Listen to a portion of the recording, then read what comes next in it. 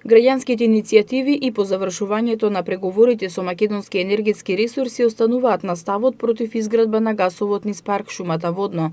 Од невладината организација Го сакам водно порачуваат дека ќе се борат со сите расположливи средства доколку се продолжи соработење на трасата. Како главни причини за ставот ги посочуваат фактите што парк Шумата Водно е заштитено подрачје и дом на загрозени, ретки и ендемични видови. Имањето недостатоци во документацијата за градба и непостоењето на ниту еден документ со кој е одобрена градба во заштитеното подрачје, како и постоењето на алтернативна траса која поминува од северната страна на Скопје, што бара минимална експроприација.